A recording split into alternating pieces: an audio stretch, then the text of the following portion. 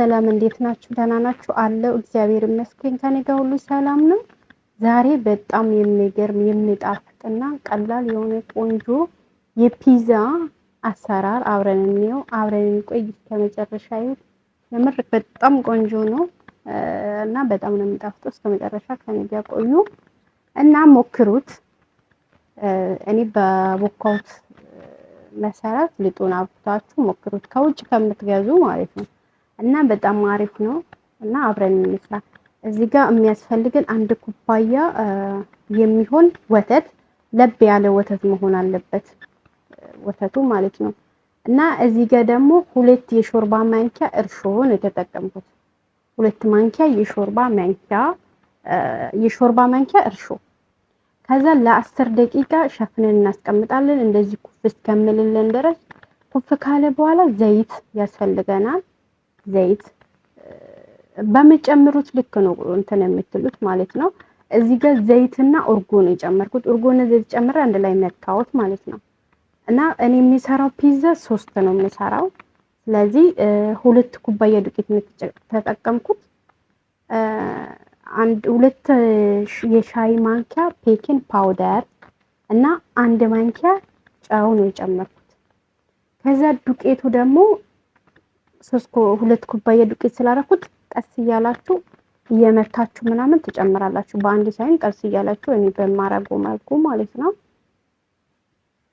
እና ይሄንን ልጥ ማለት በብዙ ሞክራለሁ ልጡ እንትን እንድልልኝ ማለት ነውና ይሄ በጣም አሪፍ ነው። ብዙ ጊዜ በዚህ እንደዚህ እሰራለሁ። ለፒዛም ለሁሉም ነገር ይሆናል። ዶናት ስትሰሩ ፈታየር ምናምን ብቻ በጣም አሪፍ ነው፣ ሞክሩት። እና ልጡን በደንብ አሽቼ ይሄው እጅ ላይ እንደዚህ ሆኖልኛል። ከዛ በመታስቀምጡት እቃ ትንሽ ዘይት ጨምረንበት እንደዚህ እንቀባዋለን ማለት ነው እንዳይዝብን።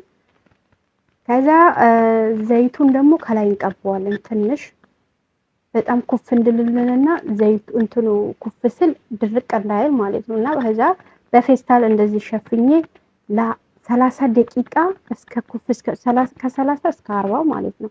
እና በጣም እንዲጣፍጥ ደግሞ የፒዛ ሶስ አብረን እንስራ። የፒዛ ሶስ ለመስራት የሚያስፈልገኝ ሽንኩርት፣ 1 ራስ ሽንኩርት ከትፌ በምታዩት መልኩ። ይሄ ደግሞ እንትን ነው ምንድነው የተገዛ ነው። በነገራችን ላይ ይሄ ቤት የተዘጋጀ አይደለም። በጣም የሚያቃጥል ነው። እንደኛ ቆጭቆጫ ነው የሚሉት እንደዛ አይነት ነገር ነው፣ ግን በጣም ነው የሚያቃጥለው። በትንሹ ጨምሬበታለሁ። ከዛ የሚያስፈልገኝ ደግሞ ቲማቲም፣ ድል ቲማቲም ማለት ነው። ድል ቲማቲም ጨምሬበታለሁ። ከዛ የተፈቀፈቀ ቲማቲም በምታዩት መልኩ። እዚህ ጋር ደግሞ የተጠቀምኩት ኦርጋኖ፣ ከዛ ፍልፍል አስወት።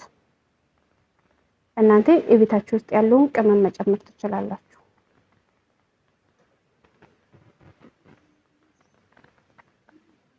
ከዛ እዚህ ጋር ደግሞ እኔ በእንትን ነው የምሰራው፣ በዶሮ ነው የምሰራው። ዶሮ ለመስራት ነጭ ሽንኩርት፣ ከዛ ዶሮ የተከተፈ ዶሮ ነበረኝ።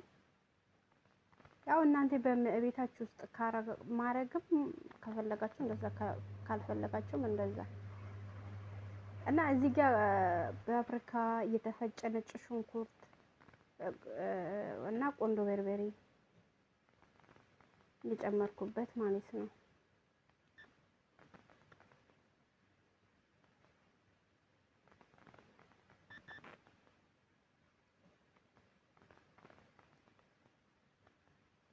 ከዛ ሊጣችን ከ30 ደቂቃ አልፎታል፣ ግን ያው 40 ደቂቃ ነው። እነዚህ ቦክቶልኛል። በጣም ቆንጆ ነው ሊጡ፣ በጣም አሪፍ ነው። የምትፈልጉን ነገር ብትጋግሩ በጣም አሪፍ ነው የሚሆንላችሁ ማለት ነው። ከዛ እዚህ ጋር በምፈልገው ቆርጬ 2 ቦታ፣ በነገራችን ላይ 3 ለመስራት ነበር 4 ፒዛ ነው የሆነልኝ ማለት ነው። እና እንደዚህ ቆርጬ አስቀምጠዋለሁ። ትንሽ ዱቄት ጨምሬበት አስቀምጠዋለሁ።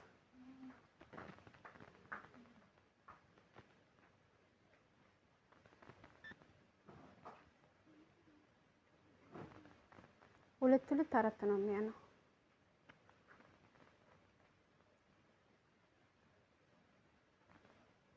ከዛ ይሄ ኦቨን የሚገባው ነው። ኦቨን በምታረጉት እቃ ማዘጋጀት ትንሽ ዘይት ቀብቼ ከዛ በእጅ እንደዚህ ያደርገዋለሁ።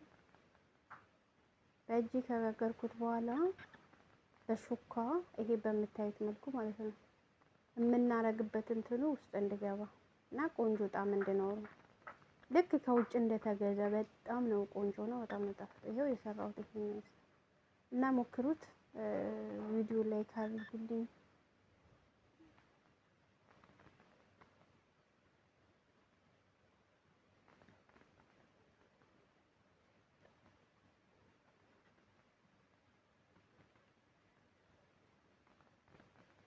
ኦቨን ውስጥ ደግሞ 10 ደቂቃ ነው የምታቆዩት። ኦቨኑ የጋለ ኦቨን ከሆነ 10 ደቂቃ ነው።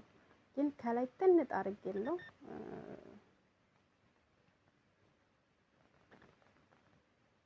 ይሄንን ይመስላል። ማየት ማመን ሞክሩት።